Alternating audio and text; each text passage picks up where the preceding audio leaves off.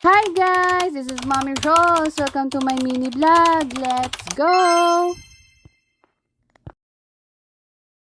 Hi guys, for today's video, magluto tayo ng tuwalya ng baka for kare-kare. So, bali, labhan muna natin guys ang tuwalya, no?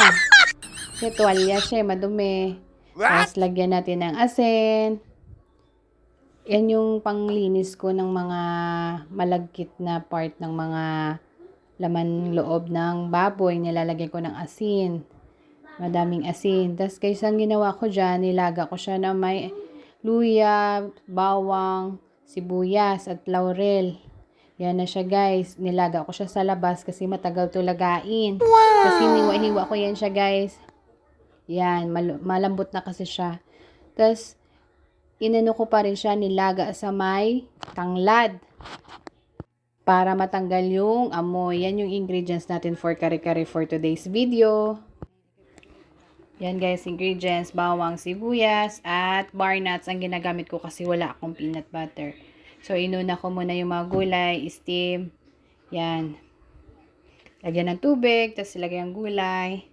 Tapos, dapat hindi siya yung masyadong luto. Kasi, pag sa gulay, maganda yung mas parang half cook lang ang ano niya. Luto. Yan guys. After that, nagprito ako ng talong. Pinito ko yung talong para sure na luto na siya bago ko siya ihalo doon sa kare-kare natin. Siguro ito na yung pinaka kong luto. Matrabaho kasi sa paglinis pa lang ng tuwalya, na siya, mahirap. Tsaka yung amoy niya dapat matanggal. Yan guys, so diba ang sarap niya. Tapos gisahin natin yung tuwalya. Gisahin lang na maayos.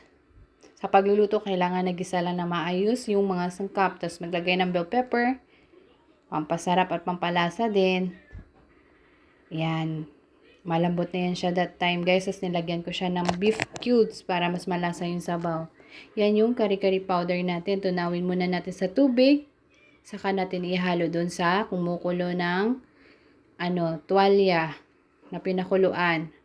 So ilalagay na natin siya. Yan guys. Mas masarap yung mamasitas. Mamasitas ba yun? O mamasitas, kare-kare.